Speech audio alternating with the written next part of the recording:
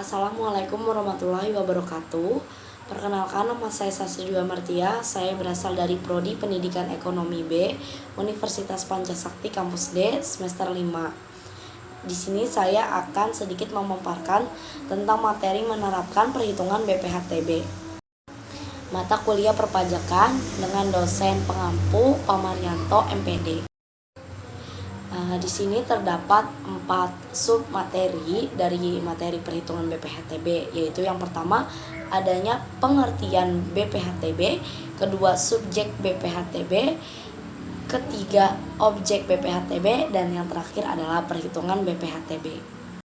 Langsung saja ke materi yang pertama, yaitu pengertian BPHTB. BPHTB atau singkatannya dari Bea Perolehan Hak atas Tanah dan Bangunan adalah pajak yang dikenakan atas perolehan hak atas tanah dan bangunan, yang selanjutnya disebut dengan pajak.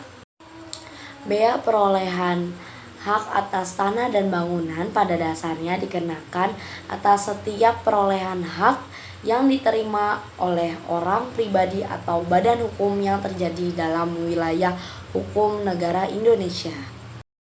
Yang kedua, ada subjek BPHTB. Subjek BPHTB yang dimaksudkan dalam BPHTB adalah orang pribadi atau badan usaha yang mendapatkan hak atas tanah dan bangunan.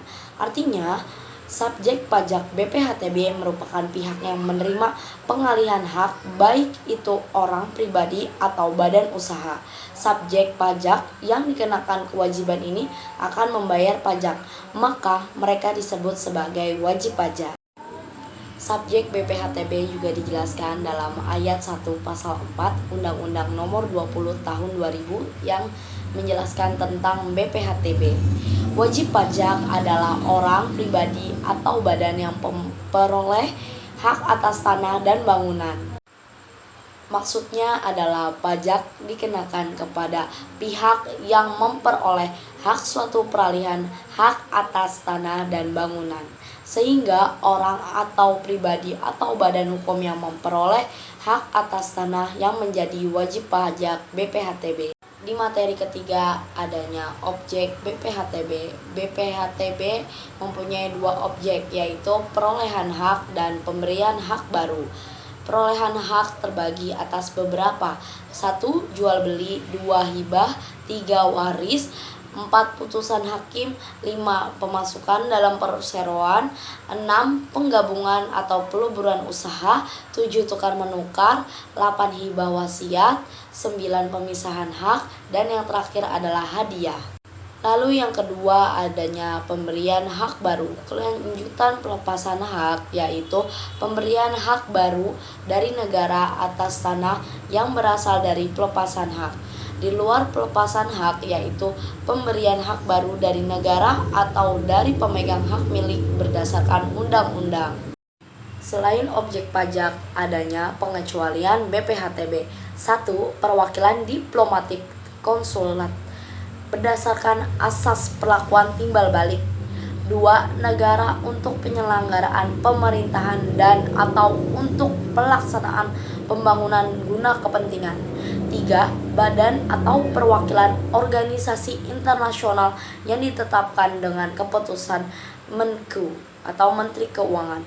4. OP atau badan yang digunakan untuk kepentingan ibadah. 5. Orang pribadi atau badan karena konversi hak atau karena perbuatan hukum lain dengan tidak merubah nama. 6. Orang pribadi atau badan karena wakaf, pengalihan harta untuk kepentingan umum di jalan Allah. Sub materi keempat adalah pemungutan pajak bea perolehan hak atas tanah. Berdasarkan pasal 10 ayat 1 Undang-Undang Nomor 20 Tahun 2000, BPHTB dinyatakan bahwa wajib pajak membayar pajak yang terhutang dengan tidak berdasarkan pada adanya surat ketetapan pajak. Artinya bahwa pada pemerintah tidak menetapkan berapa besar pajak yang menjadi kewajiban subjek BPHTB yang harus disetorkan ke kas negara. Selanjutnya adalah cara perhitungan BPHTB. Besarnya BPHTB terutang adalah NPOP dikurangi NPOPTKP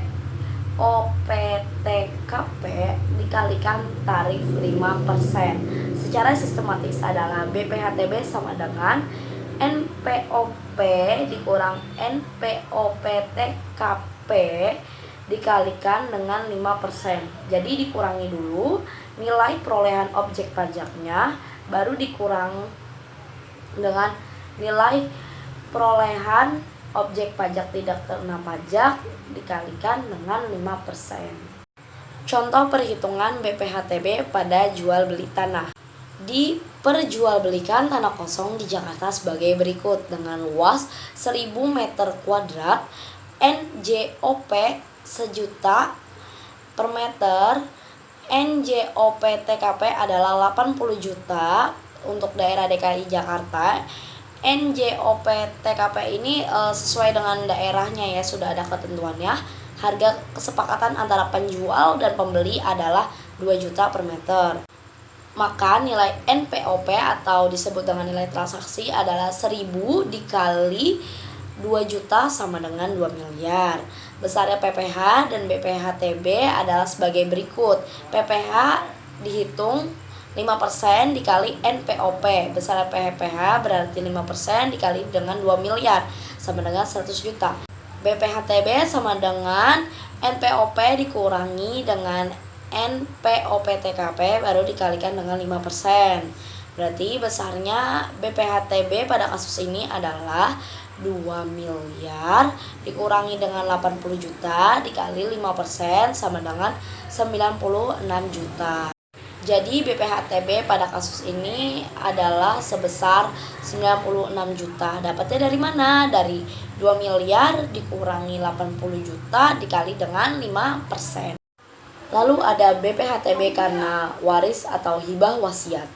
Perolehan hak karena waris adalah perolehan hak atas tanah atau bangunan oleh ahli waris dari pewaris yang berlaku setelah pewaris meninggal dunia. Perolehan hak karena hibah wasiat adalah perolehan hak atas tanah dan atau bangunan oleh orang pribadi atau badan dari pemberi hibah wasiat yang berlaku setelah pemberi hibah wasiat meninggal dunia. BPHTB yang dibayar atas perolehan waris dan hibah wasiat adalah 50% dari BPHTB yang seharusnya. Contoh kasus perhitungan BPHTB karena wasiat adalah pada tanggal 6 Januari 2015 Tuan Syarif membeli tanah yang terletak di Kabupaten Bekasi dengan harga 50 juta. NJOP PBB tahun 2015 adalah 40 juta.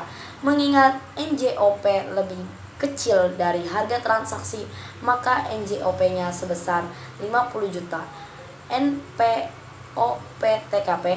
untuk perolehan hak selain karena waris atas hibah wasiat yang diterima oleh orang pribadi yang masih dalam hubungan sedarah dalam garis keturunan lurus 1 ke atas atau 1 ke bawah dengan pemberi hibah wasiat termasuk suami istri untuk Kabupaten Bekasi ditetapkan sebesar 60 juta. Mengingat NPOP lebih kecil dari NPOPTKP, maka perolehan hak tersebut tidak terutang BPHTB. Jadi jawabannya adalah caranya BPHTB sama dengan 50 juta dikurangin 60 juta dikali 5%, maka hasilnya nihil, 0.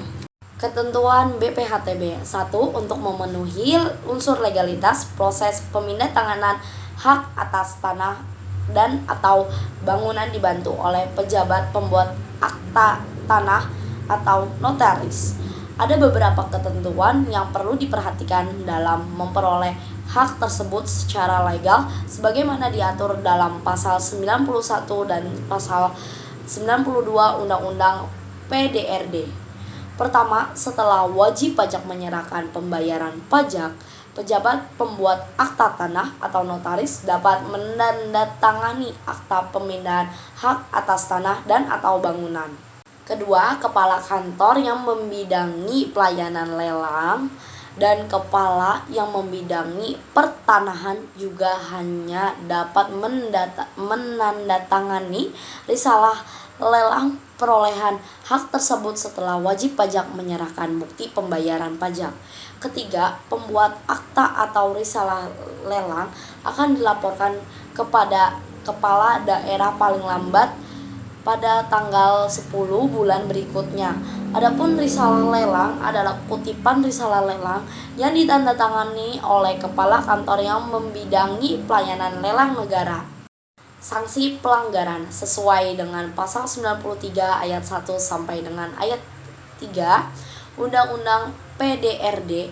Apabila terdapat PPAT atau notaris dan kepala kantor tersebut terbukti melanggar ketentuan, maka dikenakan sanksi administratif berupa denda sebesar 7.500.000 untuk setiap pelanggaran. Yang kedua, kepala kantor yang membidangi pelayanan lelang negara juga akan dikenakan denda sebesar 250.000 untuk setiap pelaporan. Demikianlah paparan materi mengenai menerapkan perhitungan BPHTB yang bisa saya sampaikan untuk pemenuhan nilai mata kuliah perpajakan. Kurang lebihnya mohon maaf. Wassalamualaikum warahmatullahi wabarakatuh.